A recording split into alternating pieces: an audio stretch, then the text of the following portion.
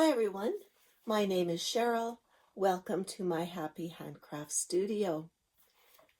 I did not have the May that I was expecting, but I'll share with you the highs and the lows. So the high definitely was the first week of May, where we had our Ujamagramma fabric and yarn sale, and it was amazing. It starts off with the kind people of Calgary and the surrounding area dropping off fabric, yarn, notions, craft supplies for our sale. And the very first day, April 29th, of drop-off, we had a continual stream of cars coming to drop off things for us to use in our sale. There were a lot of happy husbands. They didn't mind at all filling their vehicles with bags and bags of yarn, boxes and boxes of fabric. It was a happy day for everyone. We had amazing volunteers who helped sort everything that came in to the facility and decide just what category it was and which area of the sale it should go to. I worked in the quilting area of the sale, and so what we do is we price kits, we measure fabric, we rolled it, we displayed it. We did not get through all of the fabric that was donated. We had 8 to 10 volunteers working every day, and still we could not get everything out onto the floor. The donations were just outstanding and overwhelming. So we had sale days. We had a sale Friday, was it Friday, Saturday, Sunday? Friday, Saturday, Sunday, and thousands of people came and were very, very happy with what they could find at the sale and the things that they went home with. So, like I said, it was amazing. We have a gross number right now of the actual money that came into the sale. There are a few expenses that come out, mainly the rent for the facility and the insurance. So at this point, it's $115,000 that the people of Calgary brought into the Ujamagramma charity, which is outstanding. It really is amazing. So that was the sale. It was a really wonderful experience. So after that, I was feeling great. I had a couple days rest. I went to a library conference. After the library conference, I had a sore neck, and after that, I really was kind of home for another week. And so now I am just starting to feel great again. Stitching was really compromised. I had made my May plan that I was going to work on coronation pieces.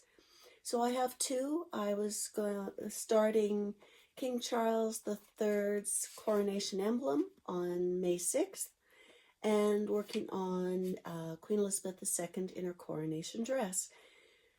And I worked on one of those things. I worked on the coronation emblem. So this coronation emblem is based on the official emblem And this is from Judy, the City Stitcher. It was lovely. She dropped this off at the sale for me. It was so nice to have that treat. And I worked on just the center part, the part that's going to be red. And I have the crown part completed. So this is from Wilms Co. on Etsy. And the pattern comes in a variety of colors. I chose to do the red and the pink. This is on an 18 count Aida. And I'm using red 304 and pink 3806, which was recommended. So, this is going away now for a while. I think what I'm going to be doing, this will be my library stitching with Judy, the City Stitcher. And I'm going to start putting in the pink with just one leg of the cross, and then when I'm at library stitching, I can complete the X's. So I'm looking forward to the pink, of course. So that was it for stitching. Anyone who's been following this channel knows that that is a rarity. I just really didn't have the enthusiasm or the wellness to do any more. But now that I'm feeling better, I wanted to get some things completed. And so I did. I spent a day in my sewing room. It's really hot and smoky in Alberta right now. You know, when an Albertan watches CNN and sees Alberta wildfires, you know it's a major event. So we've had many communities evacuated. Sister of one of my friends has had to leave their home and business for weeks, because it just isn't safe in the area. So we are suffering with the smoke. Now, yesterday the report was that Alberta had the worst air quality of any place in the world, which, you know, if you've been to Alberta, you know, we have beautiful blue skies, wonderful air most of the time. So this is really, really hard on the province, on everyone. So it was good just to be downstairs in my sewing room where it's cool, where the air was good, and I finished things. So one of the things that I finished was my pumpkin alphabet. This is a free chart from With Thy Needle and Thread. I used a 14 count Aida. This was my previous stitching at the library piece, and I chose to complete it as a pillow. And I had this great woven fabric in my stash, and I finished it off. So you can see it's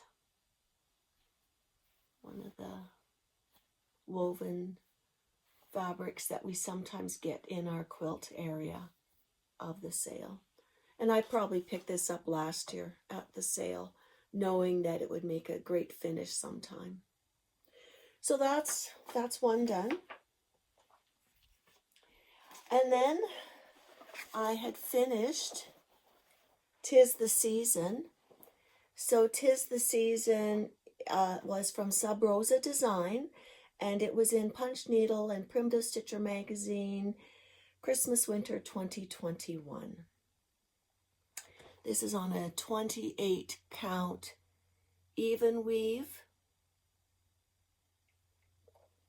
in mushroom, and I used the called for colors. So when I decided that I was going to finish this, I thought, well, maybe I would finish it as a pillow. And I just happened to pick up this fabric at the Fabric and Yarn sale. And I mean, it is perfect. It has the right colors of green. It has the holly berries. It has some snowflakes. So I really believe that this came home to make this pillow. And I made like the sleeve kind, so that if I decide that I want to store this flat, I can. So, another piece finished. All right, now the next one that I finished was Garden Sampler. And Garden Sampler is a free pattern on Herscheners. It's on a 28 count Evenweave tea-dyed Irish linen. And this is okay. I'm not really thrilled with how yellow it's looking with this frame, but I have several other pieces here, like this one in the back, and I have another one that the colors all kind of go together, so I think it'll be fine. So, but done is good, right? And then I had two little finishes. This is another something that I picked up at the sale. So this is called Little Reindeer, and it was Suzana Lima in JustCrossStitch Christmas Ornaments 2022. And what I picked up at the sale was this beautiful little hardwood frame. At the end of the sale, there was a big box of hoops left that were going to charity, and so I picked up this one. And I've finished it really simply. I don't know if I'll embellish it at all. Now, how I finished the back was a couple of years ago at the sale. I had picked up a panel that had different pictures for each month of the year. And I thought this would just be a kind of a different backing. So if it was hanging on the tree and if it turned, it was nice either way. So I'm happy with that. What do you think? Does it need an embellishment? Or is plain good too? I don't really want to over embellish everything. This was on a 32 count Pearl Grey Lugana, which is one of my all-time favorite fabrics. If I needed to, needed to spend money or something, well, I would definitely pick up that fabric. And then the last finish is Rudolph. And I think Rudolph is really, really cute. This one was also in the JustCrossStitch magazine Christmas Ornament 2022. And this is on a linen that I dyed with Ritz Denim. It's a really kind of slubby, unknown fabric, but it looked great here. I used the called for colors except for the red, and I used 356, I think, probably for the nose. With one stitch, I didn't bother getting a skein of something. So, if you notice, I did put some little sequins on there. And I did that thanks to Katie Strachan Embroidery. Now, Katie often adds sequins and things to her pieces, and I thought this was a good place for it. I had decided to do kind of a snow globe effect, and I added just a piece of ribbon here at the bottom, and the back is the same. Since I had lots of that fabric, I just used the same for the backing. I thought maybe again an edging, but I guess my feeling when I was doing this was, sometimes maybe simpler is better. So I'm really happy with this. This will just, lean on a shelf. It doesn't have a stand or anything. It doesn't have a hanger. It will just stand. Happy with that. All right, so what did I get at the Fabric and Yarn sale? Well, because I was working, it was really hard to do any shopping. So most of what I'm going to show is what actually came through the quilting area. Now, I did make a couple of trips over to the craft area. So the craft area is where we have our embroidery and kits for and DMC that is donated, and we do get a lot. So I'll show you a few of the great finds that I had over there. So this was packaged together. This is a DMC in this beautiful pink color. I mean, there was no way I was walking away from this color. Do I have a plan for this? No, but I'm thinking that this could work on like a gray or a navy or a charcoal if I wanted to do an one color stitching design on a fabric. So that was the threads. And then this is just the most beautiful. It's called Rose Quartz. And it's a really good size piece. It says 28 count. I think that's probably right. So if I just would have found that, I would have been happy. But then I also found this, You Are the Boss. So this was a quilt. This was a cross-stitch piece of a quilting that I thought when I'd seen it advertised that, yeah, that might be a possibility. Well, it came with everything, so I was thrilled with that. That's going to be a fun one to do. And I mean, I'll just put it right in my room. Now, this next one is, you know how, if you've watched Judy the City Stitcher, she has her piece that she only picked up because it was a memory piece, the beautiful poppy. I picked up this kit, and the reason I picked it up was for this picture. As a child, I loved the book, The Country Bunny, and it's about a mother bunny who has to take over for the Easter Bunny one year, and I loved it. So there is, I mean, I think it's a complete kit. There's the fabric in there, which I will not use, but it also had the pattern in it and the threads. So this is one that I might do on a different fabric. So that was it. That was great.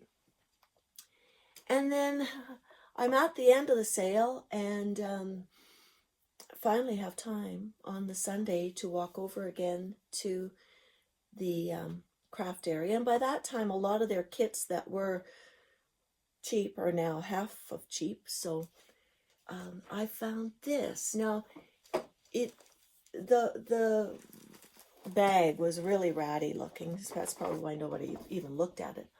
But there was this gold collection Joyous Advent calendar. And if you look, you see there's this little charm that you move through the days. And so when I get through all the rattiness, there are gold threads. There is the chart. Someone had started to organize this. So you can see they've arranged all of the flosses and wools in this. That's kind of a mix. So that's all there. And they had started. They did this much. I'm not sure if it's in the right place or anything, but stitching is reasonable. I may or may not decide to take it out. And then it also had the little charms and things that you needed. So I think that's definitely a possibility. I like it. I think I will enjoy doing that. And then finally, by the end, things just need to leave the building. And so they're all kind of dumped into boxes, and we have thrift stores that take it. But just before it left, I checked, and there was this bag that had this piece on it. And in the bag was this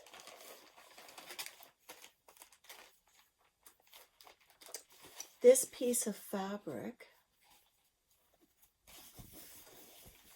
which is gorgeous. I think, you know how I like that pearl gray.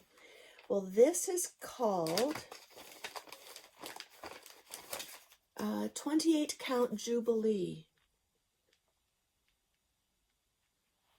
And then there were some flosses as well. Now, I don't think I will do this chart. Just looking if there was a year or anything. Yeah, 1985 was the chart here. And so if you were of Dutch descent, this would be a great piece for your family. Yeah, so save that. Really, really happy with that as well. So that was the stitching pieces that I found. And then there were a couple of yarn things. So what we do for the people who are working there every single day, and we're kind of the leads of each area. We'll often ask, if you see blank, would you help me out with that? And we keep it in our mind, and if it comes along, great. So I was looking for a swift. So a swift is what you use to roll, to make yarn balls from a skein of yarn that's in a big loop. And so you put it onto this, and as you roll, it unravels from the swift. And this was beautiful. It was a beautiful one. So I was happy with that. I was in the yarn department.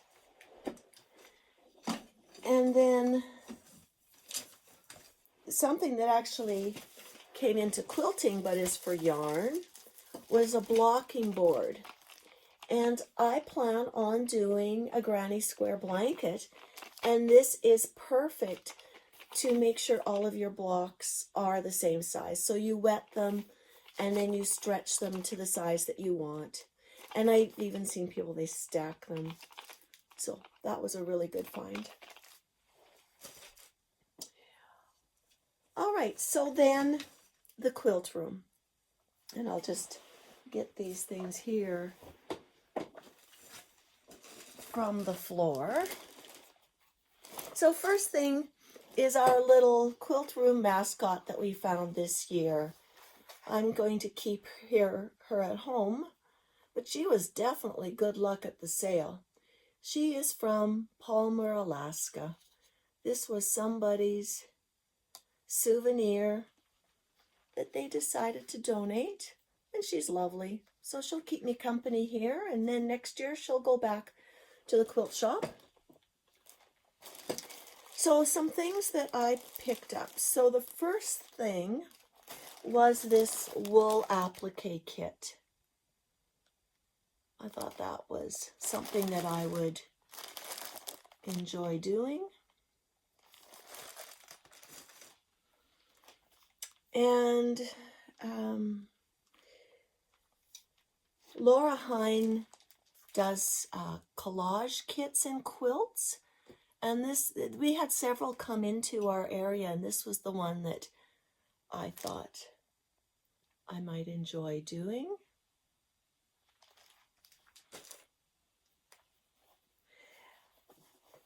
And then fabrics. Well, I mean, I only looked for one color. Judy looks for blues and greens.